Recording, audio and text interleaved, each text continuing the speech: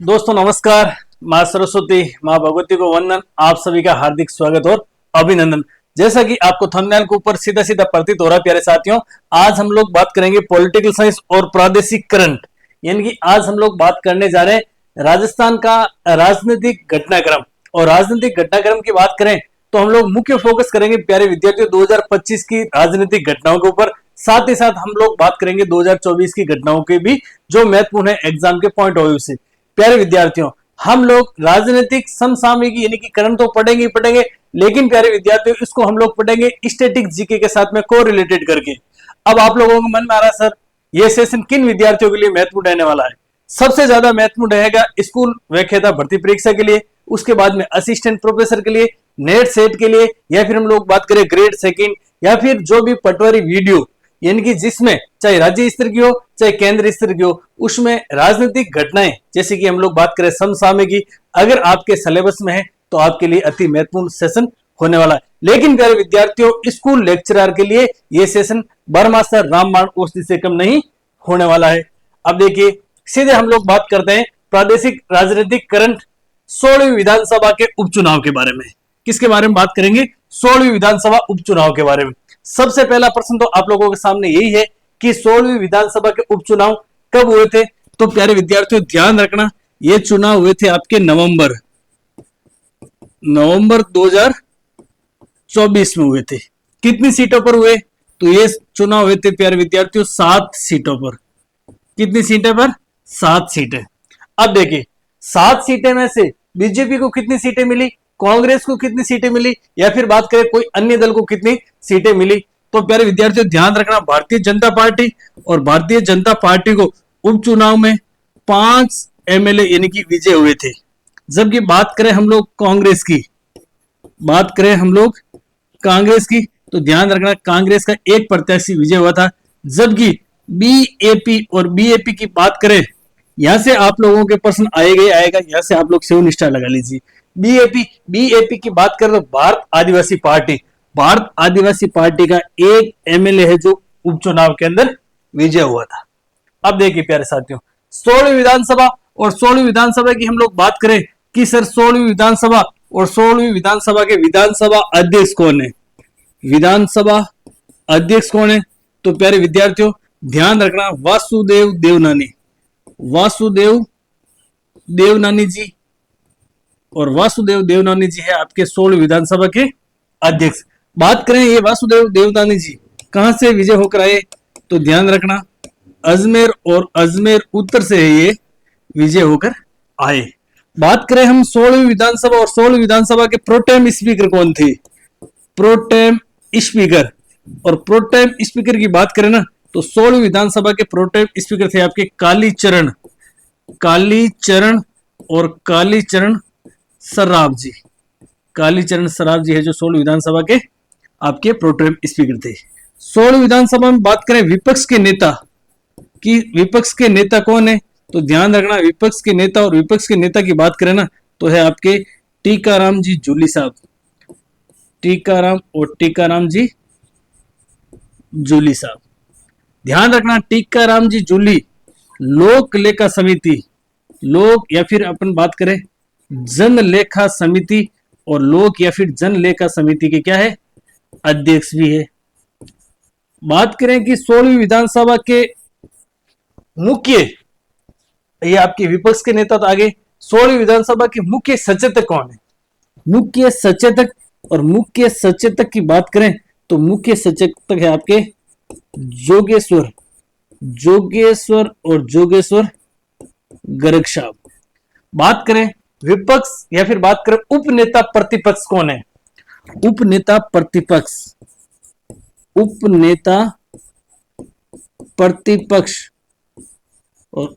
प्रतिपक्ष से प्यारे विद्यार्थियों रामकेश मीणा जी। कौन है? रामकेश मीणा जी। ये बात तो हो गई आपके 16वीं विधानसभा से संबंधित। फिर वापस हम आते हैं कि 16वीं विधानसभा उपचुनाव नवंबर 2024 हुए थे, 7 सीटों पर हुए थे, जिसमें भारतीय जनता पार्टी को 5 सीटें मिली, यानी कि 5 विजय उम्मीदवार, जबकि कांग्रेस के 1, जबकि भारत आदिवासी पार्टी के 1। अब देखिए प्यारे विद्यार्थियों 16वीं विधानसभा के उपचुनाव के बाद में प्रश्न आपके ये आ सकता है एग्जाम के पॉइंट ऑफ व्यू से, वेरी इंपॉर्टेंट है कि वर्तमान 16वीं विधानसभा में महिला विधायकों की संख्या कितनी है। वर्तमान 16वीं विधानसभा, ये आपके 16वीं विधानसभा और 16वीं विधानसभा में महिला एमएलए, महिला विधायक या फिर बात करें महिला एमएलए कितने हैं, तो ध्यान रखना प्यारे विद्यार्थियों कितने, 21 है। 21 में बात करें भारतीय जनता पार्टी के, भारतीय जनता पार्टी के कितने एमएलए महिलाएं हैं, तो ध्यान रखना कितने हैं, 10 है। बात करें हम लोग कांग्रेस की कि कांग्रेस के महिला विधायक कितने हैं वर्तमान विधानसभा में, तो ध्यान रखना प्यारे विद्यार्थियों 9 एमएलए है जो कांग्रेस महिला है। जबकि बात करें हम लोग 2, तो 2 है आपके निर्दलीय, क्या है, 2 है निर्दलीय। यानी कि मैं ये कह सकता हूं कि कुल मिलाकर के 16वीं विधानसभा में महिला विधायकों की संख्या कितनी है, तो आपका उत्तर होगा सर महिला विधायकों की संख्या कितनी है, 21 है। अब देखिए प्यारे विद्यार्थियों, प्रश्न एक था, लेकिन हम लोगों ने संपूर्ण कॉन्सेप्ट क्लियर किया। आपके एग्जाम के पॉइंट ऑफ व्यू से, पर्सन करंट के पॉइंट ऑफ व्यू से नवंबर 2024 में अगर मैं चाहता तो यहां से सीधा आगे चला जाता कि नवंबर 2024 में हुए 7 सीटों पर हुए थे, 5 सीटों पर भारतीय जनता पार्टी, 1 सीट पर कांग्रेस विजय और 1 सीट पर भारत आदिवासी पार्टी। लेकिन हम लोगों ने साथ साथ में स्टैटिक जीके, करंट को स्टैटिक जीके से कोरिलेट करके प्रश्न आपके एग्जाम आएंगे। प्यारे विद्यार्थियों, अगर आप धीर गंभीर है और आप तैयारी करना चाहते हैं और सुनहरे संघर्ष को सुनहरी सफलता में तब्दील करना चाहते हैं और आप लोगों को लग रहा है कि सर जो ये आप क्लास लेकर आए हमारे लिए हेल्पफुल है, प्यारे विद्यार्थियों ध्यान रखना, ये एक क्लास आज की क्लास है जो प्रादेशिक राजनीतिकरण इनकी राजस्थान के राजनीतिक घटनाक्रम की क्लास रहेगी। उसके बाद में मैं बात करूं स्कूल योग्यता भर्ती परीक्षा की 6 जुलाई को एग्जाम है और आपके केंद्रीय या फिर मैं बात करूं राष्ट्रीय करंट, राष्ट्रीय समसामयिकी, बात करें राजनीति के पॉइंट ऑफ व्यू से वेरी इंपॉर्टेंट है, प्रश्न आएंगे। उसके बाद में अंतरराष्ट्रीय राजनीति से संबंधित करंट के प्रश्न आएंगे। अगर आप लोगों का इस क्लास में रेस्पॉन्स अच्छा रहा तो मैं आप लोगों के लिए राष्ट्रीय और अंतरराष्ट्रीय राजनीतिक घटनाक्रम की क्लास लेकर के आऊंगा, क्योंकि प्यारे विद्यार्थियों एक क्लास लाने के पीछे खूब सारी मेहनत करनी पड़ती है और आप लोग न तो क्लास में कोई कमेंट करते हैं, न क्लास को शेयर करते हैं, न कोई लाइक करते हैं, न कोई सब्सक्राइब करते हैं। हम आपसे क्या चाहते हैं, हम आपसे पैसे नहीं चाहते हैं। ये जो कंटेंट है ना, जो आपको निःशुल्क मिल रहा है ना, ये हजारों रुपए की फीस में मिलता है, आपको सैकड़ों रुपए की किताबों में मिलता है। लेकिन मैं चाहता हूं कि आपको एक ऐसा कंटेंट, जैसे कि हमारी थीम रही है कि कम कंटेंट में मैक्सिमम आउटपुट मिले, लेकिन हम भी चाहते हैं, हमारी टीम भी चाहती है कि आपका एक सकारात्मक कमेंट, एक सकारात्मक लाइक, एक सकारात्मक कह सकता हूं कि सब्सक्राइब या फिर शेयर, हमारे अंदर नया जोश बढ़ता है। तो आप लोग चाहते हैं कि मैं क्लास आगे कंटिन्यू रखूं करंट की, तो आप लोगों को लाइक करना है, शेयर करना, सब्सक्राइब करना है और कमेंट करना कि सर क्लास अच्छी थी या कैसी थी। अब देखो उपचुनाव परिणाम, और उपचुनाव परिणाम में मैंने आप लोगों को बताया कि भारतीय जनता पार्टी और भारतीय जनता पार्टी के 5 है जो उम्मीदवार विजय हुए थे, जबकि बात करें कांग्रेस को 1 सीट और जबकि बात करें भारत आदिवासी पार्टी इनको 1 सीट मिली थी। ये आप लोग देख लीजिए। उपचुनाव कहां कहां हुए, झुंझुनू विधानसभा, रामगढ़ विधानसभा, दौसा विधानसभा, देवली उनियारा विधानसभा, खींवसर विधानसभा, सलूमर विधानसभा और 84 विधानसभा क्षेत्र।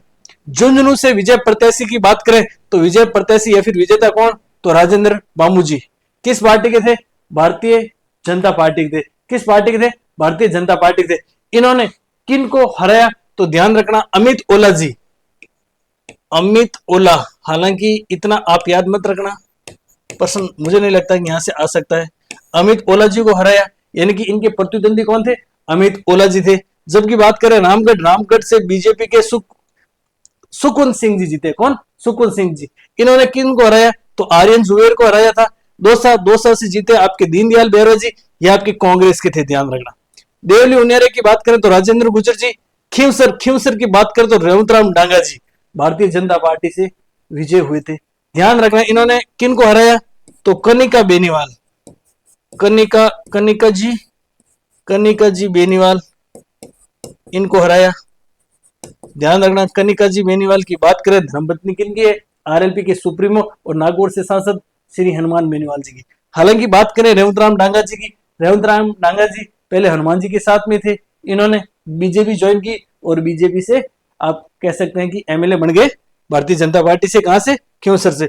सलूंबर की बात करें, शांता अमृतलाल मीणा, शांता अमृतलाल मीणा, इनके जीतने के बाद में महिला विधायकों की संख्या कितनी होगी? 21 हो गई इनके जीतने के बाद। इन्होंने किनको हराया? तो इन्होंने जितेश कुमार कटारा, जितेश कुमार कटारा को इन्होंने हराया था, और अनिल कुमार कटारा ने हराया था कारीलाल को। और अनिल कुमार कटारा की बात करें तो ये आपके भारत आदिवासी पार्टी से संबंध रखते हैं। बात करें वर्तमान समय में भारत आदिवासी पार्टी के कितने विधायक है, तो ध्यान रखना प्यारे विद्यार्थियों, राजस्थान में 4 विधायक है भारत आदिवासी पार्टी के। कितने हैं? 4 विधायक है आपके भारत आदिवासी पार्टी के। आगे देखिए, ये आपके आ गया भारत आदिवासी पार्टी को राज्य स्तरीय पार्टी का दर्जा। और इसके ऊपर प्यारे विद्यार्थियों आप लोग सेव स्टार लगा लीजिए, यहां से आपके एग्जाम में प्रश्न आएगा ही आएगा, आएगा ही आएगा। क्यों आएगा? उसके पीछे कारण है, क्योंकि प्यारे विद्यार्थियों जिस भर्ती परीक्षा में 2022 आरपीएससी स्कूल एकेडमी जो एग्जाम मैंने दिया था, मेरा सिलेक्शन हुआ, उस भर्ती परीक्षा में आया था कि किस पार्टी को राज्य स्तर की पार्टी का दर्जा दिया। और उस समय बात करें तो आरएलपी, और आरएलपी की बात करें तो राष्ट्रीय लोकतांत्रिक पार्टी को राज्य स्तरीय पार्टी का दर्जा मिला था। उस समय बात करें कब मिला? 7 जून 2019 को। 7 जून और 7 जून 2019, 7 जून 2019 को राष्ट्रीय लोकतांत्रिक पार्टी को राज्य स्तरीय पार्टी का दर्जा मिला था। इस पार्टी की स्थापना की बात करें तो ध्यान रखना 29 अक्टूबर 2018, 29 अक्टूबर 2018 को इस पार्टी की स्थापना हुई, गठन हुआ, और 7 जून 2019 को इस पार्टी को राज्य स्तरीय पार्टी का दर्जा मिल गया।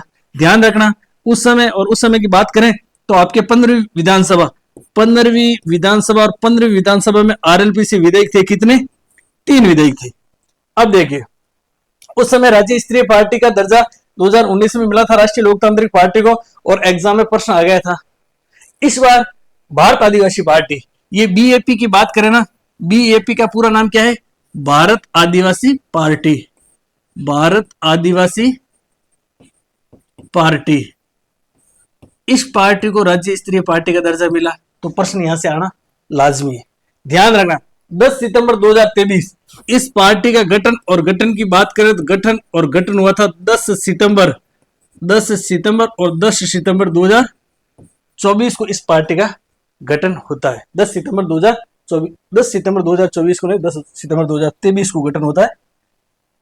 कब होता है? 10 सितंबर 2023 को गठन होता है।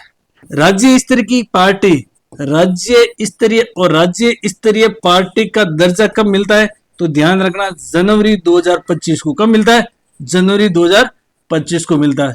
बात करें प्यारे विद्यार्थियों बाप या फिर भारत आदिवासी पार्टी और भारत आदिवासी पार्टी के अध्यक्ष की बात करें तो है प्यारे विद्यार्थियों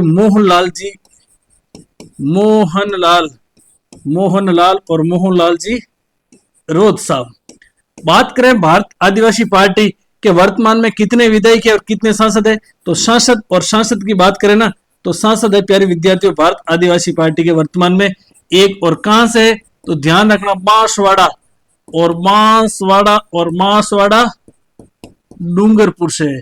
और बांसवाड़ा डूंगरपुर से सांसद कौन है तो ध्यान रखना प्यारे विद्यार्थियों बांसवाड़ा डूंगरपुर से सांसद आपके राजकुमार रोध साहब, राजकुमार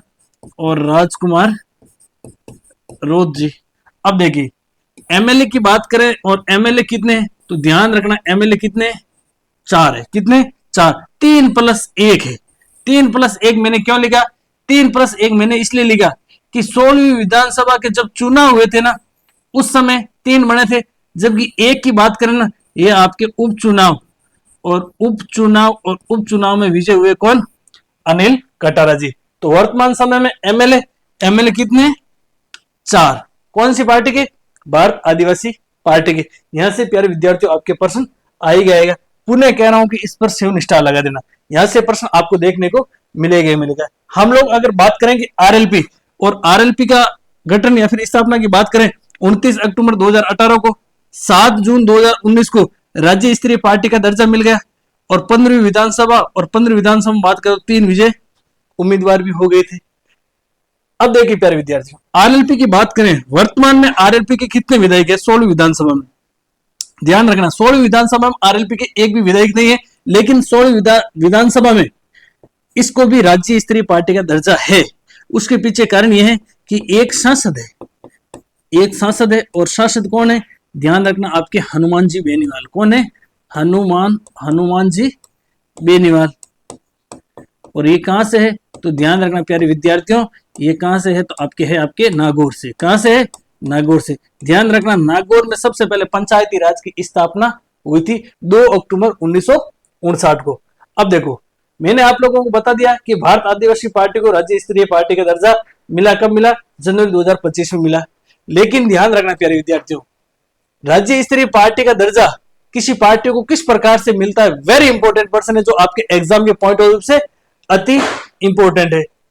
राज्य स्तरीय पार्टी का दर्जा किसी पार्टी और किसी पार्टी को राज्य स्तरीय पार्टी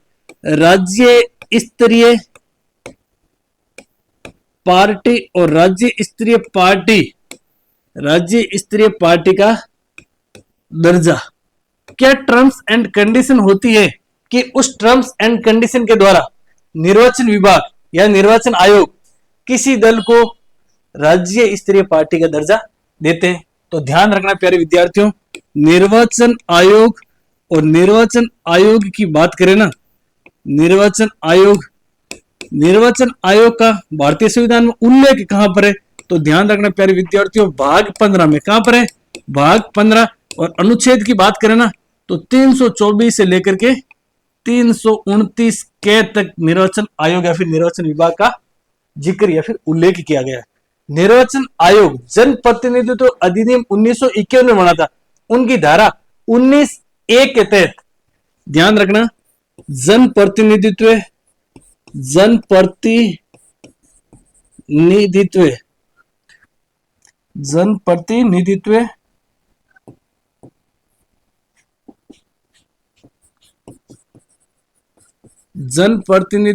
अधिनियम और अधिनियम 1951 और 1951 की धारा 19A के तहत कुछ निर्धारित शर्तें कोई भी पार्टी पूरी करती है ना, तो उनको राज्य स्तरीय पार्टी का दर्जा दिया जाता है। और निर्धारित शर्तें की बात करें कि वो शर्तें क्या होनी चाहिए कि कोई भी पार्टी, कोई भी दल वो शर्तें पूरी कर ले और राज्य स्तरीय पार्टी का दर्जा मिल जाए। पहली शर्त की बात करें ना, तो विधानसभा चुनाव में वैध मतों का 6% वोट व 2 सीट। ये आपके विधानसभा चुनाव और विधानसभा चुनाव में वैध मतों का 6% व 2 सीट। यानी कि विधानसभा चुनाव और विधानसभा चुनाव में 6% वोट, और वो वोट भी कौन से, वैध वोट। वैध मतों को 6% व 2 सीट अगर आप लेकर आगे, तो आपको राज्य स्तरीय पार्टी का दर्जा मिल जाएगा।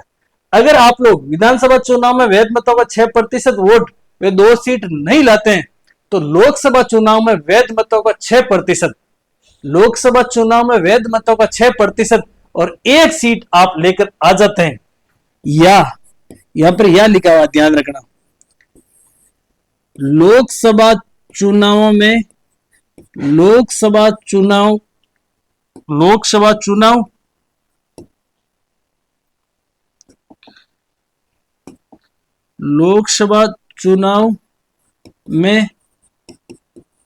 वैध मतों का 6% व 1 सीट।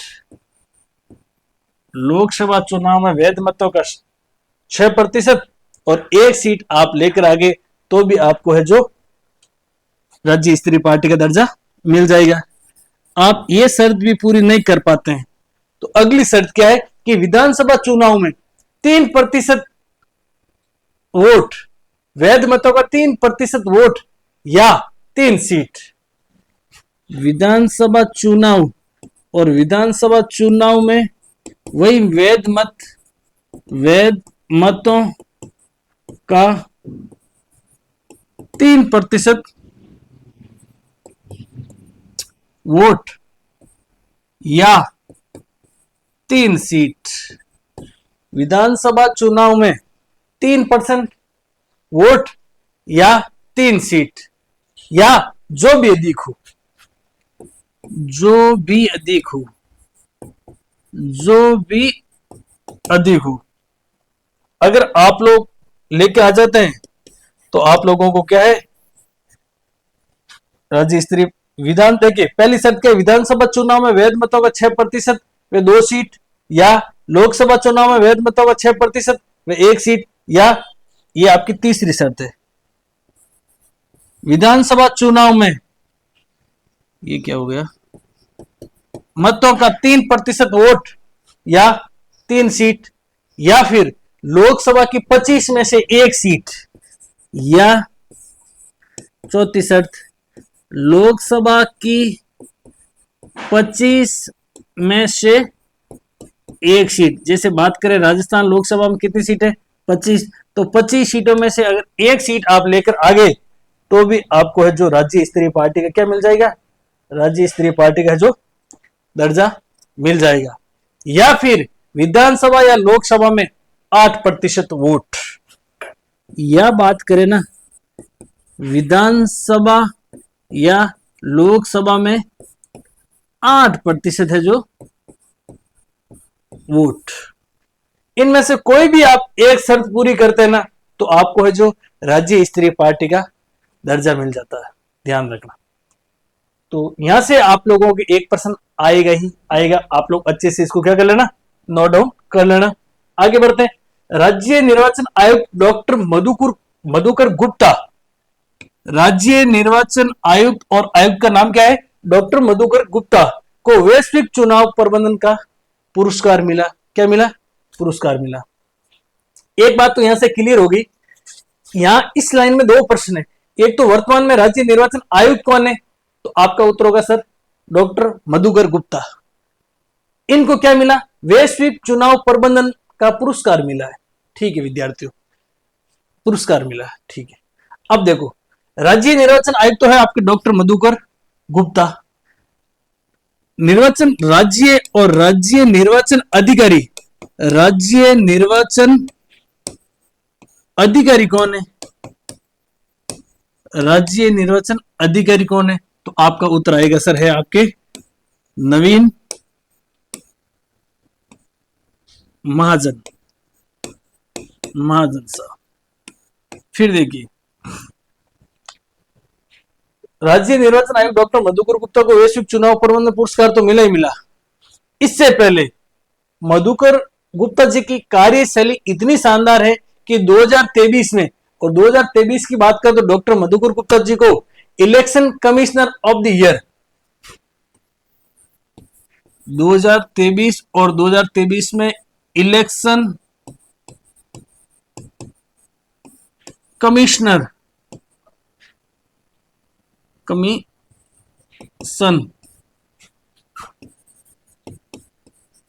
ऑफ द ईयर पुरस्कार भी मिल चुका है। अब देखो, वर्तमान में चुनाव आयुक्त हो गए, वर्तमान में चुनाव अधिकारी हो गए। आप लोगों को बता देता हूं कि प्रथम चुनाव आयुक्त कौन है, तो आप लोगों का उत्तर होगा प्रथम राज्य चुनाव आयुक्त, और आयुक्त है आपके अमर सिंह जी। कौन है, अमर सिंह और अमर सिंह जी राठौड़। कौन है, अमर सिंह और अमर सिंह जी राठौड़। और अमर सिंह जी राठौड़ का सर्वाधिक कार्यकाल रहा था, क्या, सर्वाधिक कार्यकाल रहा था। बात करें न्यूनतम कार्यकाल, न्यूनतम कार्यकाल और न्यूनतम कार्यकाल किन का रहा था, तो ध्यान रखना नेकराम वसीन, नेकराम वसीन साहब का है जो प्यारे विद्यार्थियों है जो न्यूनतम कार्यकाल रहा था राज्य निर्वाचन आयुक्त के तौर पर। अब देखो, राज्य निर्वाचन आयुक्त और राज्य निर्वाचन आयुक्त का जिक्र कहां पर है, भारतीय संविधान में कहां पर उल्लेख है, या फिर हम लोग बात करें कि सर राज्य निर्वाचन आयुक्त का काम क्या है। प्यारे विद्यार्थियों ध्यान रखना, जिस प्रकार से भारत निर्वाचन आयोग या फिर बात करें केंद्रीय निर्वाचन आयोग का उल्लेख कहां पर, भारतीय संविधान के भाग 15 भारतीय संविधान के भाग 15 में केंद्रीय निर्वाचन आयोग का उल्लेख है। अनुच्छेद की बात करें तो 324 से लेकर के 329 के तक। केंद्रीय निर्वाचन आयोग का कार्य क्या है, केंद्रीय निर्वाचन आयोग की कार्य की मुख्य रूप से बात करें तो संसद, राज्य विधानमंडल, राष्ट्रपति और उपराष्ट्रपति, इनके चुनाव करवाना, यानी कि अध्यक्षण, नियंत्रण और निर्देशन कराना। अब आप लोगों के मन में आ रहा है कि सर राज्य निर्वाचन आयोग का काम नहीं है क्या राज्य विधानसभा को चुनाव कराना? नहीं, राज्य निर्वाचन आयोग और राज्य निर्वाचन आयोग, यहां हम लोग लिख लेते हैं, राज्य निर्वाचन आयोग और राज्य निर्वाचन आयोग की बात करें ना, आयोग और आयोग का कार्य क्या है तो ध्यान रखना, पंचायतों वे नगरीय निकाय और पंचायतों व नगरीय निकाय के चुनाव करवाना। इसका उल्लेख कहां पर है तो ध्यान रखना प्यारे विद्यार्थियों, भारतीय संविधान का अनुच्छेद 243 और 243 के में तो उल्लेख है आपके पंचायतों के चुनाव से संबंधित।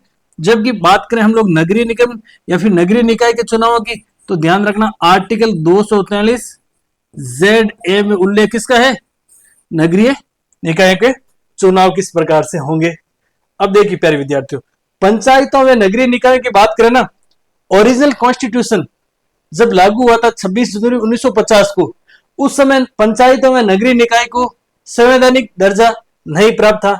ध्यान रखना प्यारे विद्यार्थियों, 73 कॉन्स्टिट्यूशन अमेंडमेंट और 73 कॉन्स्टिट्यूशन अमेंडमेंट हुआ था आपके 1992 में। कब हुआ? 1992 में था। इसके तहत भारतीय संविधान में एक भाग जोड़ा गया, भाग 9, अनुच्छेद जोड़े गए आपके 243 से लेकर के 243 ओ तक। ये क्या जोड़े गए? अनुच्छेद जोड़े गए। ध्यान रखना प्यारे विद्यार्थियों, एक अनुसूची जोड़ी गई, और अनुसूची की बात करें सर कौन सी अनुसूची जोड़ी गई तो ध्यान रखना प्यारे विद्यार्थियों 11वीं अनुसूची जोड़ी गई। और पंचायतों की बात करें तो पंचायतों को 29 है जो विषय आवंटित किए गए थे। किसके तहत किए गए थे तो ध्यान रखना 73वें कॉन्स्टिट्यूशन अमेंडमेंट के तहत किए गए थे। कब हुआ? 1992 में हुआ था। उसके बाद बात करें 74 कॉन्स्टिट्यूशन अमेंडमेंट, और यह भी हुआ था कब? 1992 में। इसके तहत क्या हुआ? इसके तहत भारतीय संविधान में एक भाग जोड़ा गया था, कौन सा? भाग 9A। बात करें आर्टिकल तो ध्यान रखना आर्टिकल 243 ओ से लेकर के 243 और 243 ZG तक अनुच्छेद जोड़े गए। अनुसूची की बात करें, अनुसूची की बात करें तो 12वीं अनुसूची जोड़ी गई थी, और नगरीय निकाय को 18 विषय दिए गए। कितने? 18 विषय दिए गए। आप लोग ध्यान रखना। अब प्यारे विद्यार्थियों, पंचायतों की बात आई, इसके तहत पंचायतों को संवैधानिक दर्जा मिला था। ये पंचायतों को संवैधानिक दर्जा 73 कॉन्स्टिट्यूशन अमेंडमेंट के तहत मिला था। जबकि नगरीय निकाय की बात करें, ये नगरीय निकाय को संवैधानिक दर्जा 74 कॉन्स्टिट्यूशन अमेंडमेंट के तहत मिला। पंचायती राज दिवस कब मनाया जाता तो लगे हाथ लिख लेना। पंचायती राज दिवस मनाया जाता प्यारे विद्यार्थियों 24 अप्रैल। और 24 अप्रैल को कौन सा दिवस मनाया जाता है? मनाया जाता है प्यारे विद्यार्थियों पंचायती राज दिवस मनाया जाता है।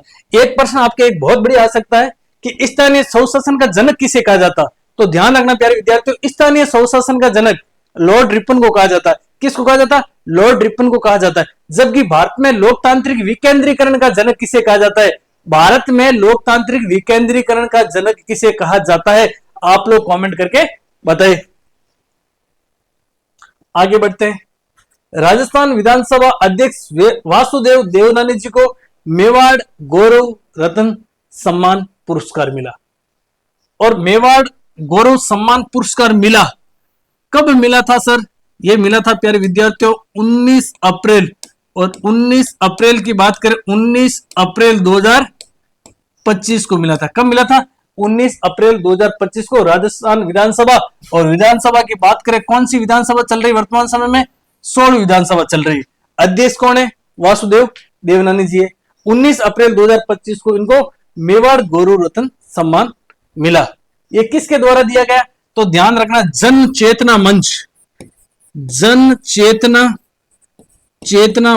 और जन चेतना मंच के द्वारा ये वासुदेव देवनानी जी को पुरस्कार मिला था।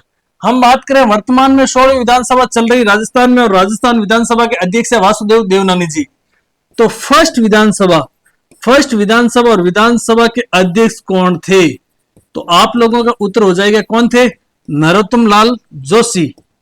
नरोत्तम लाल जोशी। और नरोत्तम लाल जोशी क्या थे? पहली विधानसभा के अध्यक्ष थे।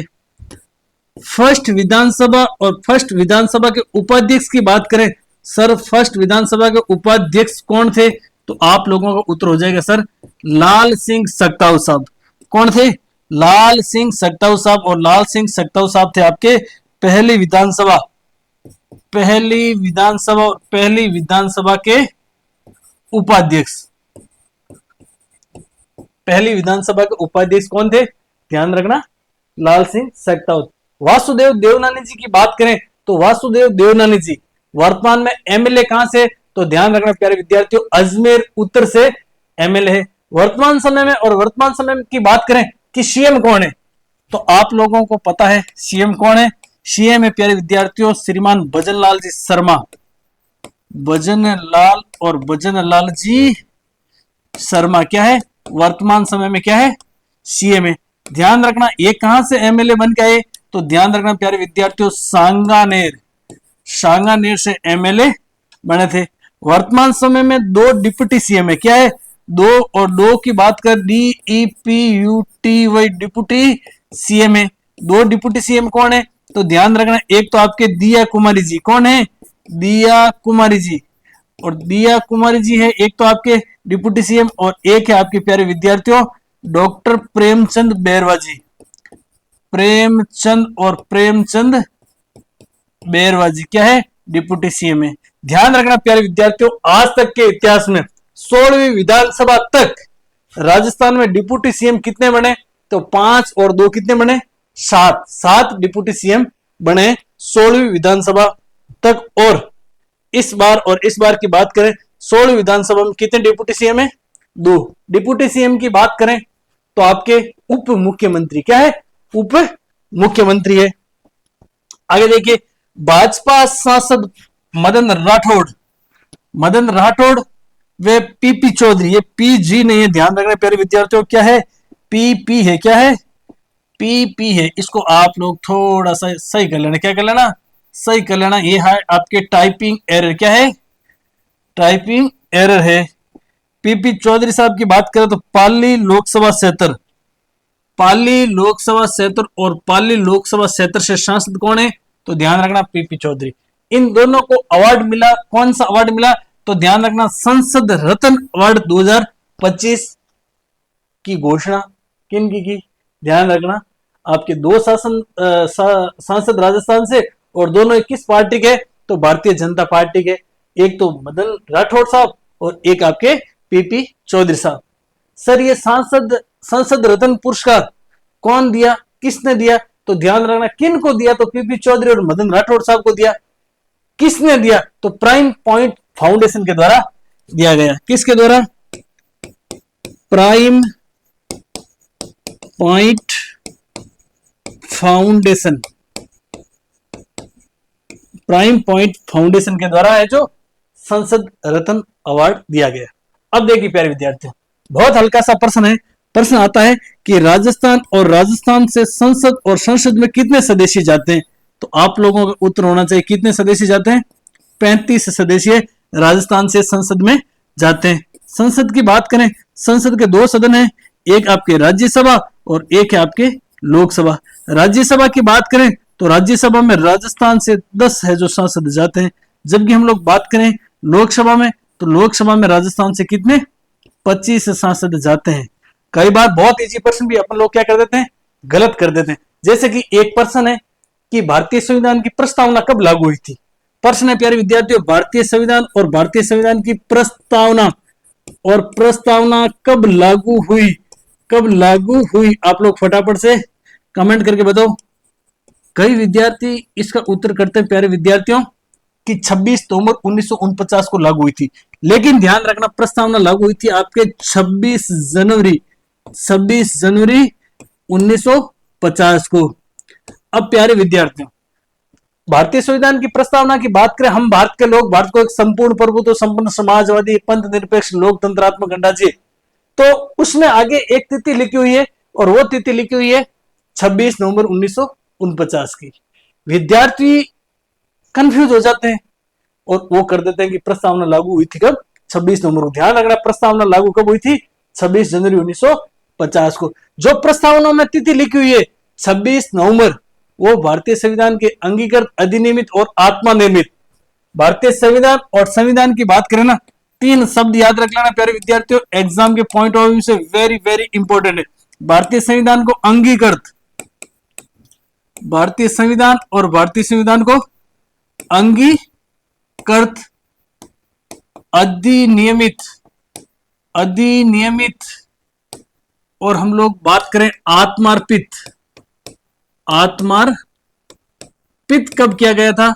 ये तीन शब्द, अंगीकृत, अधिनियमित और आत्मार्पित।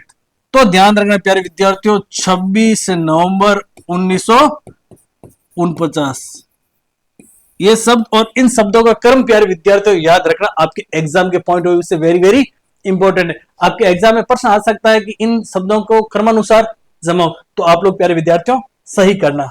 आगे देखिए, न्यायमूर्ति श्रीराम होंगे राजस्थान उच्च न्यायालय के अगले मुख्य न्यायाधीश। न्यायमूर्ति श्रीराम, और श्रीराम की बात करें, इनका पूरा नाम क्या है सर?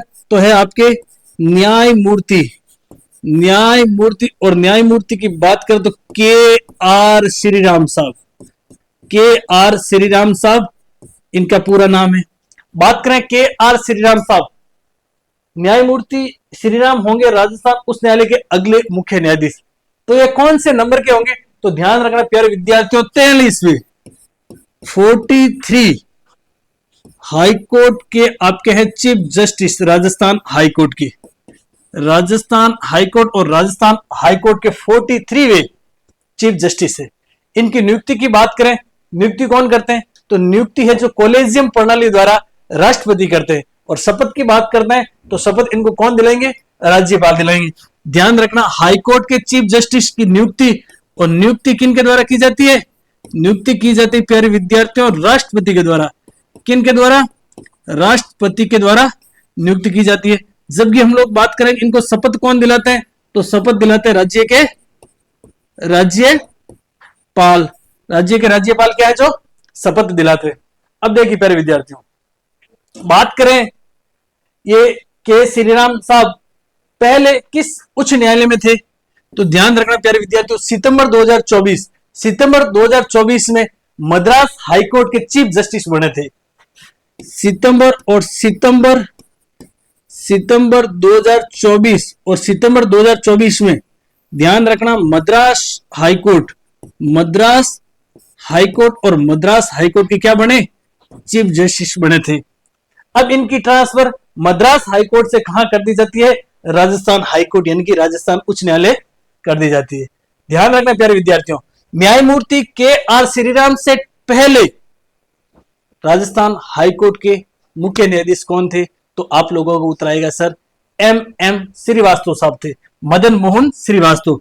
यानी कि इनसे पहले, और इनसे पहले की बात करें, इनसे पहले राजस्थान हाईकोर्ट और राजस्थान हाईकोर्ट के चीफ जस्टिस कौन थे? तो आपका उत्तर आएगा सर न्यायमूर्ति। न्यायमूर्ति, और न्यायमूर्ति की बात करें तो न्यायमूर्ति कौन थे? एम श्रीवास्तव। अब देखिए, एम श्रीवास्तव साहब को तो भेज दिया जाता कहां पर? मद्रास।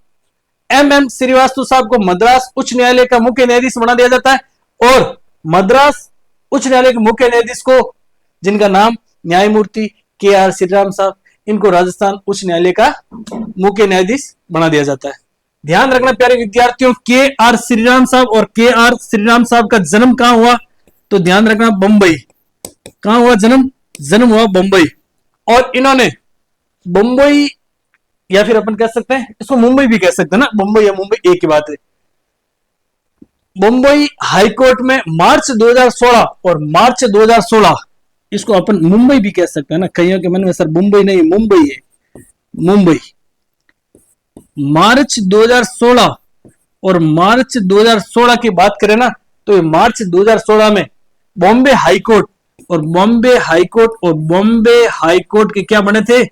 जज बने थे। क्या बने थे? जज बने थे। ये बड़ी बड़ी बात है, ध्यान रखना। न्यायमूर्ति के आर श्रीराम की कॉलेजियम ने सिफारिश कब की कि इनको राजस्थान हाईकोर्ट का मुख्य न्यायाधीश बनाया जाएगा? तो ध्यान रखना प्यारे विद्यार्थियों, 28 मई और 28 मई 2025 और 28 मई 2025 को कॉलेजियम ने सिफारिश की थी कि राजस्थान हाईकोर्ट के मुख्य न्यायाधीश किनको बनाया जाएगा? आपके के आर श्रीराम साहब को बनाया जाएगा। अब देखना वर्तमान में कौन है? के आर श्रीराम है। बात करें हम लोग राजस्थान हाईकोर्ट और राजस्थान हाईकोर्ट के साथ स्थापना कब होती है? तो ध्यान रखना 29 अगस्त 1949, 29 अगस्त और 29 अगस्त 1949 को राजस्थान हाईकोर्ट की क्या होती है? स्थापना। और पहले chief justice, first CJ of Rajasthan high court की बात करें तो के वर्मा साहब। कौन थे? के वर्मा साहब। और के वर्मा साहब की बात करें तो न्यायमूर्ति कमलकांत, क्या हो जाएगा? कमलकांत वर्मा। और कमलकांत वर्मा जी क्या थे? राजस्थान हाईकोर्ट के पहले चीफ जस्टिस। क्या थे? चीफ जस्टिस थे। अब देखिए सर, आपने ये सब बता दिया लेकिन ये नहीं बताया कि राजस्थान हाईकोर्ट का उल्लेख भारतीय संविधान के किस अनुच्छेद में? तो ध्यान रखना प्यारे विद्यार्थियों, हाईकोर्ट और हाईकोर्ट की बात करें ना तो हाईकोर्ट का उल्लेख की बात करें तो भाग 6 अनुच्छेद 214 से 231 तक, यहां लिख देता हूं, भाग 6 अनुच्छेद की बात करें, अनुच्छेद की बात करें तो 214 से लेकर के 231 तक राज्यों के उच्च न्यायालयों का उल्लेख है। और उल्लेख कहां पर है? भारतीय संविधान में। तो प्यारे विद्यार्थी, इन सभी चीजों को आप लोगों को क्या है, अच्छे से नोट डाउन कर लेना है। आगे चलते हैं। Constitution club of Rajasthan. Constitution club of Rajasthan का शुभारंभ कब हुआ था? और शुभारंभ हुआ था प्यारे विद्यार्थियों 8 मार्च 2025 को। कब हुआ? शुभारंभ हुआ था प्यारे विद्यार्थियों 8 मार्च, और 8 मार्च 2025 को शुभारंभ हुआ था। बात करें सर 8 मार्च 2025 को कॉन्स्टिट्यूशन क्लब ऑफ राजस्थान का शुभारंभ हुआ, इसमें उद्घाटन की अध्यक्षता किसने की? तो अध्यक्षता की थी आपके ओम बिड़ला व सीएम भजनलाल जी ने। शुभारंभ की अध्यक्षता किसने की थी? ध्यान रखना, ओम बिड़ला जी। ओम बिड़ला जी कौन है? तो ध्यान रखना 18वीं लोकसभा के क्या है? अध्यक्ष। 18वीं लोकसभा के अध्यक्ष कौन है? ध्यान रखना ओम बिड़ला जी। ये 17वीं लोकसभा के भी अध्यक्ष थे। और की थी आपके सीएम, और सीएम की बात करें तो भजनलाल शर्मा जी ने, भजनलाल शर्मा जी ने इन्होंने अध्यक्षता की थी। किसकी अध्यक्षता की थी? कॉन्स्टिट्यूशन क्लब ऑफ राजस्थान के शुभारंभ की। ध्यान रखना ये कॉन्स्टिट्यूशन क्लब ऑफ राजस्थान कहां पर बनाया गया? तो ध्यान रखना राजस्थान विधानसभा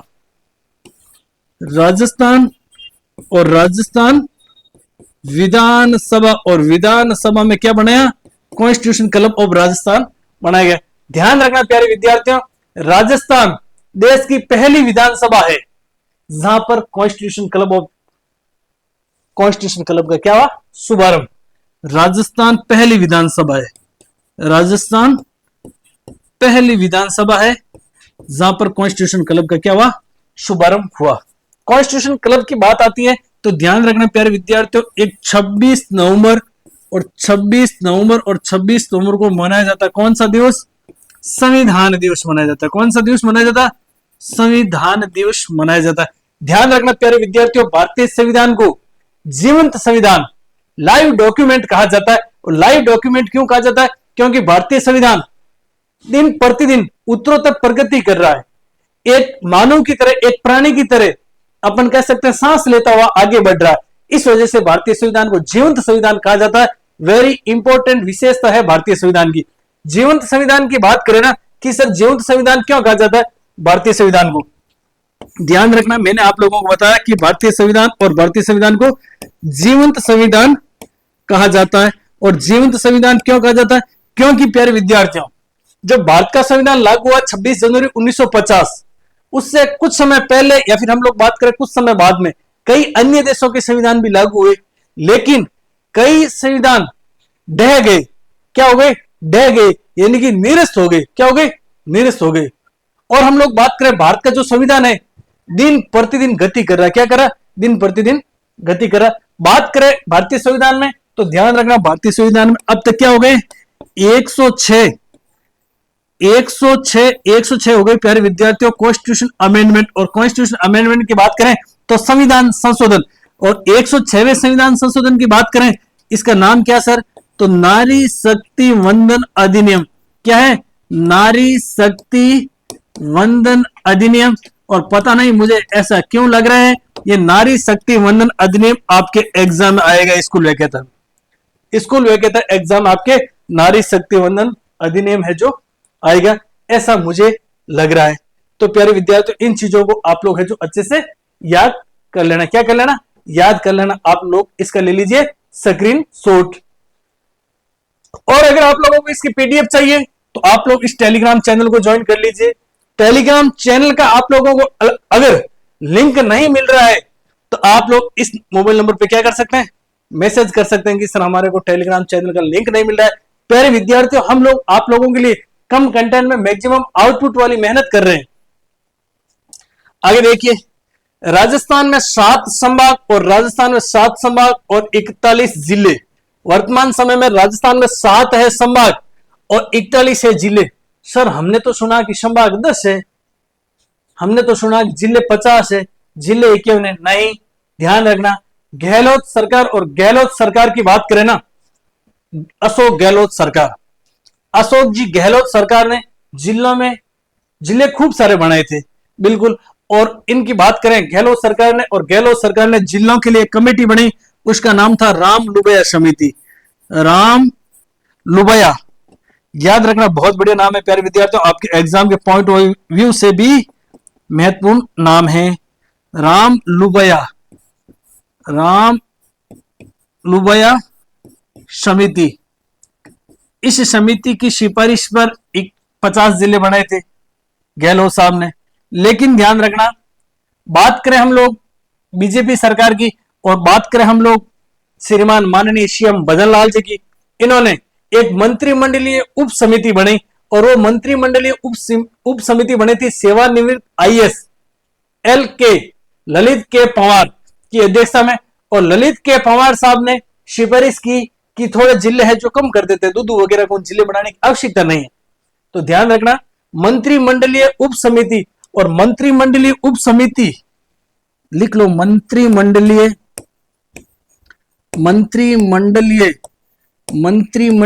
उप समिति। और उप समिति की बात करें कि उप समिति किन की अध्यक्षता में थी, तो ध्यान रखना, सेवानिवृत्त यानी रिटायर्ड आईएएस, और आईएएस की बात करें ललित के पंवार साहब। ललित के पंवार साहब ने रिकमेंडेशन दी, सिफारिश की कि आप है जो संभाग और जिले क्या कर दो, कम कर दीजिए। तो प्रश्न आ सकता है कि मंत्रिमंडलीय उप समिति जो जिलों के पुनर्गठन, मंत्रिमंडलीय उप समिति का गठन क्यों हुआ? जिला पुनर्गठन के लिए, जिला पुनर्गठन के लिए। इनके अध्यक्ष कौन थे? तो ध्यान रखना, ललित के पंवार। और इन्होंने सिफारिश की कि 7 संभाग और 41 जिले जो क्या है, सही है। अपन कह सकते हैं कि 3 नए संभाग वे 9 जिले क्या कर दिए, निरस्त। 3 नए संभाग वे 9 जिले जो गहलोत सरकार ने बनाए उनको क्या कर दिए, निरस्त कर दिए, यानी कि डिसॉल्व कर दिए। उन जिलों को वापस से अपन कह सकते हैं कि जिले वो नहीं है। अब देखिए आगे लिखा हो भरतपुर व बीकानेर। एक प्रश्न पूछ लेता हूं मैं, और यहां से आप कमेंट बॉक्स में कमेंट करके बताइए कि राजस्थान में संभागीय व्यवस्था की शुरुआत किस मुख्यमंत्री के समय हुई थी, और संभागीय व्यवस्था को बीच में बंद कर दिया था, उसके बाद पुनः संभागीय व्यवस्था शुरू हुई थी। बहुत अच्छा प्रश्न आपके एग्जाम के पॉइंट ऑफ व्यू से आ सकता है। भरतपुर व बीकानेर विकास प्राधिकरण गठन की अधिसूचना जारी हुई थी, और प्यारे विद्यार्थियों ध्यान रखना कब जारी हुई थी, 15 दिसंबर 2024 को। 15 दिसंबर 2024 को है जो भरतपुर व बीकानेर विकास प्राधिकरण गठन की अधिसूचना जारी हुई थी। ध्यान रखना। संभाग की बात हो गई, नगर निगम की बात हो गई, तो लगे हाथ आप लोग ये भी लिख लीजिए कि जयपुर, जोधपुर या कोटा में अब एक एक नगर निगम ही रहेगा।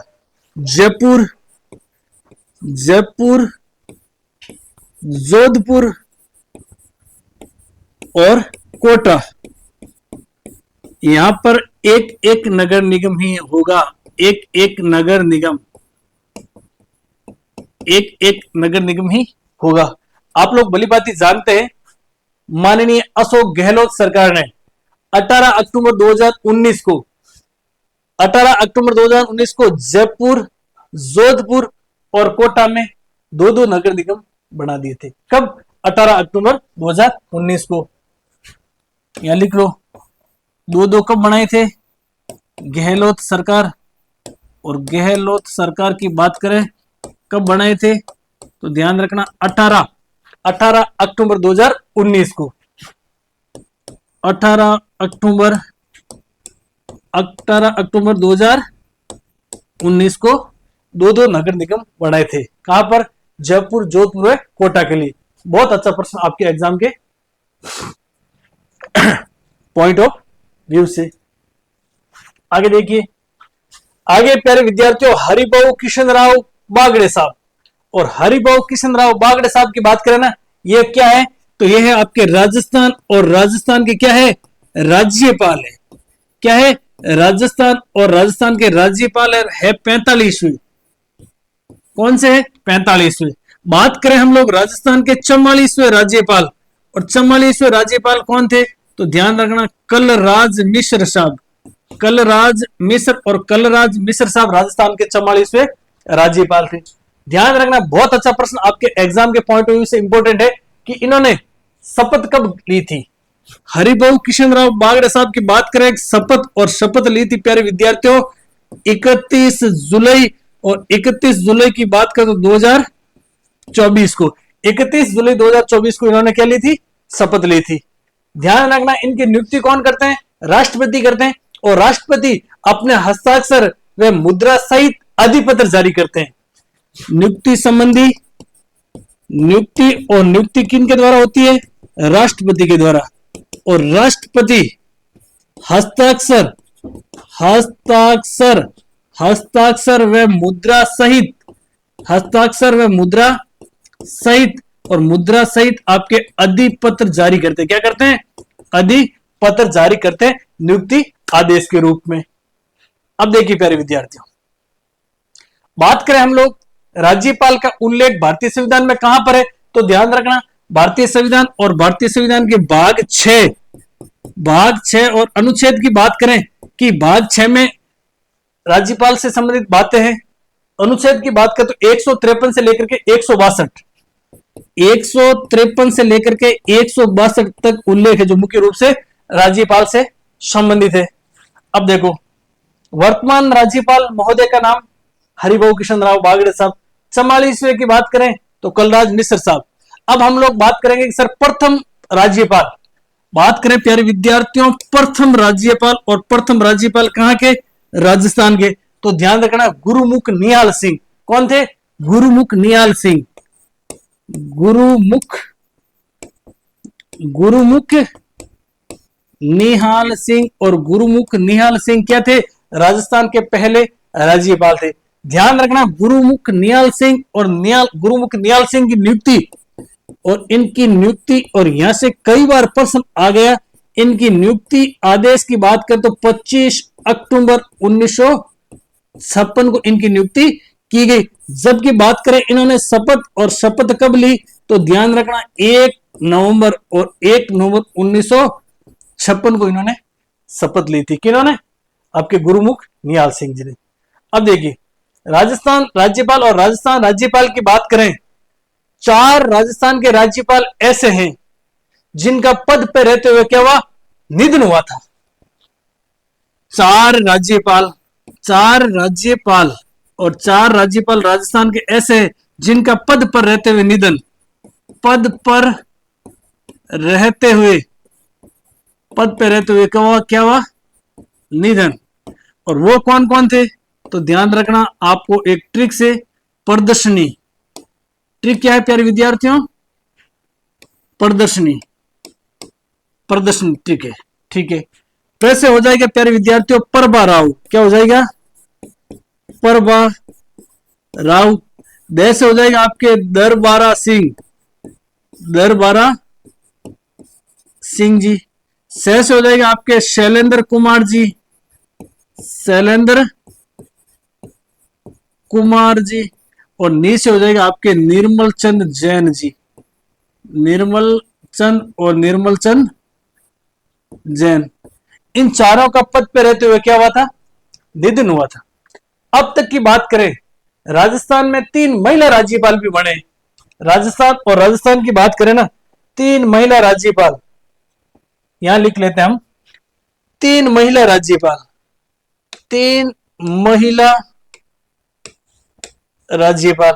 और 3 महिला राज्यपाल की बात करें, एक आपके परबा राव, एक याद रखना प्यारे विद्यार्थियों प्रतिभा और प्रतिभा देवी सिंह पाटिल, और एक याद रखना आप मार्गरेट अल्वा, मार्गरेट अल्वा। ये आपके राजस्थान की महिला राज्यपाल रह चुके हैं। तो यहां से आपके 1% आने की पूरी संभावना है। आगे देखिए, राजस्थान के महाधिवक्ता कौन है वर्तमान समय में? तो ध्यान रखना राजेंद्र प्रसाद गुप्ता। राजेंद्र प्रसाद गुप्ता वर्तमान समय में राजस्थान के क्या है? महाधिवक्ता है। लोकायुक्त की बात करें तो राजस्थान के लोकायुक्त कौन है? न्यायमूर्ति प्रताप कृष्ण लोहरा साहब। मुख्य सचिव की बात करें, राजस्थान के वर्तमान समय में मुख्य सचिव कौन है? तो सुधांशु पंत है। बात करें प्यारे विद्यार्थियों हम लोग राजस्थान, और राजस्थान में आरपीएससी और आरपीएससी के अध्यक्ष कौन है? आरपीएससी और आरपीएससी के अध्यक्ष की बात करें, यू आर साहू साहब। क्या है? यू आर साहू साहब है। और यू आर साहू साहब की बात करें तो यू आर साहू साहब यानी उत्कल रंजन साहू साहब। बात करें आरपीएससी सचिव, और आरपीएससी सचिव कौन है? तो ध्यान रखना रामनिवास मेहता। रामनिवास मेहता जी क्या है? रामनिवास मेहता जी है आपके आरपीएससी के सचिव। बात करें आरएसएसबी यानी अधीनस्थ बोर्ड और अधीनस्थ बोर्ड के अध्यक्ष, ध्यान रखना प्यारे विद्यार्थियों अधीनस्थ बोर्ड के अध्यक्ष कौन है? अध्यक्ष है आपके मेजर और मेजर जनरल आलोक राज। कौन है? Major general Alok Raj. बात करें प्यारे विद्यार्थियों आरएसएसबी के आपके सचिव कौन है? तो ध्यान रखना सचिव है आपके बागचंद बघेल जी। बागचंद बघेल जी क्या है? वर्तमान में आपके अधीनस्थ बोर्ड के अध्यक्ष है। बात करें प्यारे विद्यार्थियों आरपीसी के अध्यक्ष यू आर साहू साहब है। यू आर साहू साहब पहले किस पद पर थे? तो ध्यान रखना पहले थे आपके पहले थे ध्यान रखना आपके डीजीपी। क्या थे? डीजीपी। और डीजीपी की बात करें तो राजस्थान की बात करें तो पुलिस महकमे के सबसे बड़े अफसर। अब बात करें प्यारे विद्यार्थियों वर्तमान में ये बन गए आपके यू आर साहू साहब बन गए आरपीसी के अध्यक्ष। तो वर्तमान में डीजीपी कौन है? तो ध्यान रखना है आपके रवि प्रकाश मेहरड़ा। रवि प्रकाश मेहरड़ा साहब और रवि प्रकाश मेहरड़ा साहब वर्तमान में क्या है? डीजीपी। और डीजीपी की बात करते हैं आपके प्यारे विद्यार्थियों कार्यवाहक डीजीपी। क्या है? कार्यवाहक यानी कि इनको कार्यभार दिया गया है डीजीपी का। बात करें मुख्य सूचना आयुक्त की, वर्तमान में मुख्य सूचना आयुक्त कौन है? मुख्य सूचना आयुक्त कौन है वर्तमान में? तो ध्यान रखना प्यारे विद्यार्थियों हैं आपके एमएल लाठर साहब। कौन है? एमएल लाठर साहब। और एमएल लाठर साहब की बात कर तो मोहनलाल राठर साहब क्या है? वर्तमान समय में आपके मोहनलाल राठर साहब है आपके मुख्य सूचना आयुक्त। आगे देखिए राज्य सरकार द्वारा राजनीतिक नियुक्तियां की बात करें तो प्यारे विद्यार्थियों अध्यक्ष राज्य अनुसूचित जाति और वित्त निगम की बात करें तो अध्यक्ष है आपके राजेंद्र नाइक जी। अध्यक्ष किसान आयोग की बात करें तो है आपके सीआर चौधरी साहब। अध्यक्ष राज्य स्तरीय सैनिक कल्याण बोर्ड की बात करें तो आपके इसके अध्यक्ष है प्रेम सिंह बाजोर साहब। बात करें प्यारे विद्यार्थियों, राज्य श्री यादव माटी कला बोर्ड है आपके प्रहलाद टाक साहब। अध्यक्ष विश्वकर्मा कौशल विकास बोर्ड है आपके राम गोपाल सुतार साहब। अध्यक्ष देवनारायण बोर्ड के है आपके ओम प्रकाश बडाना जी। अध्यक्ष जंतु कल्याण बोर्ड के है प्यारे विद्यार्थियों जसवंत सिंह विश्नोई जी। तो ये आपके राजनीतिक नियुक्तियां हैं, ये भी आपके एग्जाम के पॉइंट ऑफ व्यू से इंपॉर्टेंट है। ध्यान रखना प्यारे विद्यार्थियों, वर्तमान में शिक्षा मंत्री कौन है? शिक्षा मंत्री। और शिक्षा मंत्री की बात करें, विद्यालय शिक्षा मंत्री, स्कूल स्तर की बात करें तो है आपके मदन दिलावर जी। कौन है? मदन दिलावर जी। और मदन दिलावर जी क्या है? आपके शिक्षा मंत्री है। जबकि बात करें हम लोग डॉक्टर प्रेमचंद बैरवा, जो कि राजस्थान के उप मुख्यमंत्री है, साथ ही साथ उच्च शिक्षा विभाग किनके पास में? प्रेमचंद बैरवा जी के पास में। तो इस सेशन में प्यारे विद्यार्थियों हम लोगों ने कोशिश की है कि आप लोगों तक कम समय में आप लोग अधिकतम प्रभुता किस प्रकार से प्राप्त कर सके, इस प्रकार का कंटेंट लेकर आए। ये क्लास और इस क्लास की बात करें ना, वैसे देखा जाए तो अपकमिंग एग्जाम चाहे सेंट्रल लेवल का हो, चाहे स्टेट लेवल का हो, चाहे किसी का हो, अति महत्वपूर्ण सेशन होगा। लेकिन मुख्य रूप से मैं बात करूं स्कूल भर्ती परीक्षा, जो कि 6 जुलाई और 6 जुलाई 2025 को राजनीति विज्ञान पॉलिटिकल साइंस का आपके पेपर है, उसके लिए है जो प्यारे साथियों सेशन अति महत्वपूर्ण है। अब देखिए प्यारे विद्यार्थियों, इस सेशन की बात करें ना, तो इस सेशन में प्यारे विद्यार्थियों हम लोगों ने पढ़ा है प्रादेशिकरण। क्या पढ़ा है? प्रादेशिकरण। अगर आप लोगों के सकारात्मक कमेंट आए, आप लोग धीर गंभीर है पढ़ने के प्रति, पूर्ण समर्पित होकर के मनोयोग से आप लोग पढ़ना चाहते हैं और आप लोग चाहते हैं कि आपका जो सुंदर संघर्ष है सुंदर सफलता में तब्दील हो जाए, तो प्यारे विद्यार्थियों आप लोगों के इस क्लास के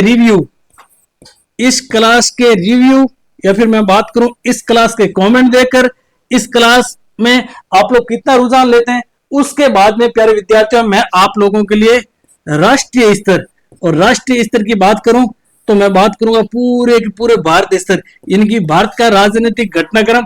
और राजनीतिक घटनाक्रम की बात करूं तो 2024 और 2025 का मैं आप लोगों के सामने लेकर आऊंगा। और उसके बाद में आप लोगों के सकारात्मक कमेंट रहे, आप लोग कंटिन्यू रूप से जुड़े रहे, कंटिन्यू रूप से पढ़ना चाहते हैं, आप लोग लाइक करते हैं, शेयर करते हैं, सब्सक्राइब करते हैं, तो मैं आप लोगों के लिए इंटरनेशनल रिलेशन या फिर मैं बात करूं इंटरनेशनल करंट यानी कि अंतरराष्ट्रीय घटनाक्रम, जो आपके पॉलिटिकल साइंस एग्जाम से किसे संबंधित वेरी इंपॉर्टेंट साबित होगा, वो भी मैं लेकर आऊंगा। प्यारे विद्यार्थी, मैंने आप लोगों को कभी नहीं कहा कि आप चैनल को लाइक करो, सब्सक्राइब करो, शेयर करो या कमेंट करो, लेकिन हमारी टीम चाहती है कि आप देखते 2-3 हजार हो, लाइक 200 भी नहीं करते हो, इतने आप लोग स्वार्थी मत बनो। हम लोग आप लोगों के लिए निःशुल्क ज्ञान गंगा बहा रहे हैं, तो आपका एक कमेंट, एक लाइक हमारे अंदर पॉजिटिव एनर्जी का संचार करता है। तो प्यारे विद्यार्थियों, आशा और अपेक्षा करता हूं कि आप इसके साथ साथ में नोट्स भी बनाएंगे। और आप चाहते हैं कि सर हम तो नोट्स नहीं बनाएंगे, हमारे को तो रेडीमेड कंटेंट दे दीजिए, हमारे को पीडीएफ भेज दीजिए, तो आप हमारे टेलीग्राम चैनल को ज्वाइन कर लीजिएगा। टेलीग्राम चैनल ये रहा आपके सामने, यही हमारे टेलीग्राम चैनल है और यही हमारा क्या है, ये हमारा यूट्यूब चैनल है। फिर भी आप लोगों को यूट्यूब चैनल वगैरह नहीं मिलता है, यूट्यूब चैनल तो मिला वही है, अगर आप लोगों को टेलीग्राम नहीं मिलता है, इस नंबर पर आप मैसेज कर देना। और सबसे महत्वपूर्ण बात की बात करूं ना मैं, सबसे महत्वपूर्ण बात यह है प्यारे विद्यार्थियों, स्कूल लेक्चरर एग्जाम 1 मिनट का समय लूंगा मैं। स्कूल व्याख्याता भर्ती परीक्षा और स्कूल व्याख्याता भर्ती परीक्षा के लिए जो भर्ती परीक्षा की बात करें तो 2025 और 2025 की बात करें, ये आपके 6 जुलाई 2025 को स्कूल व्याख्याता भर्ती परीक्षा और बात करूं राजनीति विज्ञान का पेपर होगा। इसके लिए हमारी टीम ने कम समय में कम कंटेंट में मैक्सिमम प्राप्तांक किस प्रकार से, मैक्सिमम मार्क्स किस प्रकार से प्राप्त करें, इसके लिए हम लोगों ने प्यारे विद्यार्थियों बात करूं मैं राजनीति विज्ञान के लिए हम लोगों ने क्या चलाई थी, टेस्ट सीरीज चलाई थी। क्या चलाई थी? Test series. अब आप लोगों के मन मारा सर आप क्या चाहते हैं कि टेस्ट सीरीज खरीद लें। देखिए प्यारे विद्यार्थियों, मैं नहीं कहता हूं कि आप लोग टेस्ट सीरीज खरीदो, लेकिन अभी आप लोगों के पास में क्या है, समय, और समय की बात करूं लगभग आप लोगों के पास में 10 डेज है। मैं नहीं कह रहा हूं कि आप टेस्ट सीरीज को खरीदो, मैं ये चाहता हूं कि हम लोगों ने टेस्ट सीरीज 1.0 और टेस्ट सीरीज 2.0 दो टेस्ट सीरीज चलाई थी। 1.0 की मैं बात करूं, इसमें कुल मिलाकर के 21 टेस्ट है। कितने? 21 टेस्ट। 2.0 की मैं बात करूं तो इसमें कितने हैं? 6 टेस्ट है। और उसके बाद में हम लोगों ने परीक्षा से पहले परीक्षा 1.0 और परीक्षा से पहले परीक्षा 2.0 भी चली थी। अब देखिए, आप लोगों के पास में समय है और आप लोग फटाफट से कम कंटेंट में अधिक नंबर लाना चाहते हैं और सुनहरा संघर्ष सुनहरी सफलता में तब्दील करना चाहते हैं। आप लोगों को क्या करना है? आप लोगों को 9214534843 पर मैसेज करना है, आपका नाम लिखना है, आप कमेंट करना कि सर हम भी बनेंगे विक्रेता, हम भी लेंगे मोहर। मैं आप लोगों के लिए क्या करूंगा? मैं आप लोगों के लिए टेस्ट सीरीज 1.0, ये आपके टेस्ट सीरीज 1.0 और टेस्ट सीरीज 2.0 दोनों टेस्ट सीरीजों का जो आप बोलेंगे, एक पेपर तो 1.0 का और एक पेपर आपको 2.0 का निःशुल्क भेज दूंगा। क्या कर दूंगा? फ्री में भेज दूंगा। उसके बाद में प्यारे विद्यार्थियों, आपको लगे कि नहीं कंटेंट में दम है, कम समय के अंदर हम लोग ये कवर कर सकते हैं, ये पढ़ सकते हैं, तो आप लोगों को नाम मात्र की फीस में वो ज्वाइन कर लेनी है। क्योंकि प्यारे विद्यार्थियों, हम चाहते हैं कि आपके ये नहीं रह जाए कि काश हम ये पढ़ लेते, ये हो जाता। आप लोगों को काश शब्द दिमाग में नहीं रखना बिल्कुल भी, ठीक है। तो सबसे पहले मैं आप लोगों को इसकी पीडीएफ है जो दोनों की, एक की 1.0 की और एक 2.0 की क्या करूंगा? फ्री अवेलेबल करूंगा। फ्री अवेलेबल इसलिए करूंगा क्योंकि प्यारे विद्यार्थियों, सबसे बड़ी बात तो है भारतीय मुद्रा की, यानी कि भारतीय मुद्रा का क्या है? महत्व है। और उससे ज्यादा महत्वपूर्ण चीज है समय की। आप लोग क्या करते हैं, मान लीजिए टेस्ट सीरीज ले तो लेते हैं, लेकिन आप लोग अगर पढ़ नहीं पाएंगे तो आपके मन में रहेगी टीस। क्या रहेगी? टीस के यार मैंने टेस्ट सीरीज ले तो ली है, लेकिन अब मैं पढ़ नहीं पा रहा हूं, क्या करूं? पैसे खर्च कर दिए तो पढ़ूं। तो प्यारे विद्यार्थियों, हमारी थीम रहती है पहले आप लोग क्या करो? देखो। क्या करो? देखो। उसके बाद में आप क्या करो? निरखो। उसके बाद में आप क्या करो? निरखो। और उसके बाद में क्या करो? उसके बाद में आप परखो। और उसके बाद में अच्छा लगे तो आप लोग क्या करो? ज्वाइन करो। ज्वाइन करो यानी हमारे साथ जुड़ो। तो मंजिल तो हमारे सामने खड़ी है, हमारे को केवल और केवल मंजिल तक जाना है। मैं चाहता हूं कि मैं राजपत्रित अधिकारी बना, मैं स्कूल लेक्चरर बना, तो मेरे आसपास के परिवेश में जो भी प्रतियोगी योद्धा अगर तैयारी करे तो उनको भी ग्रीन पेन मिलना चाहिए, उनको भी मोहर मिलनी चाहिए। मेरे लिए छात्र हित सर्वोपरि है, तभी मैं कह रहा हूं कि आप लोगों को क्या करूंगा? फ्री पीडीएफ अवेलेबल करूंगा। उसके बाद में आपको अच्छा लगे कि हम लोग पढ़ सकते हैं तो इसको आप ज्वाइन कर लीजिए। और प्यारे विद्यार्थियों, ज्यादा सोचा मत करो, इंतजार करने वालों को उतना ही मिलता है जितना कोशिश करने वाले छोड़ जाते हैं। क्लास पूरी होने के बाद में आप एक बार कमेंट जरूर करें कि सर ये क्लास जो आप लेकर आए प्रादेशिक करंट की, पॉलिटिकल साइंस के लिए आप लेकर आए, आप राष्ट्रीय और अंतरराष्ट्रीय की भी लेकर आना। तो प्यारे विद्यार्थियों, मैं आप लोगों का रिव्यू देख रहे जो आगे क्लास लाऊंगा, क्योंकि 1 घंटे की क्लास के लिए पर्दे के पीछे खूब सारी मेहनत करनी पड़ती है, खूब सारा कंटेंट का एनालिसिस करना पड़ता है और पता करना पड़ता है, समीक्षा करनी पड़ती है कि कहां से पर्सन बन सकता है। तो जय हिंद साथियों, जय भारत, जय संविधान।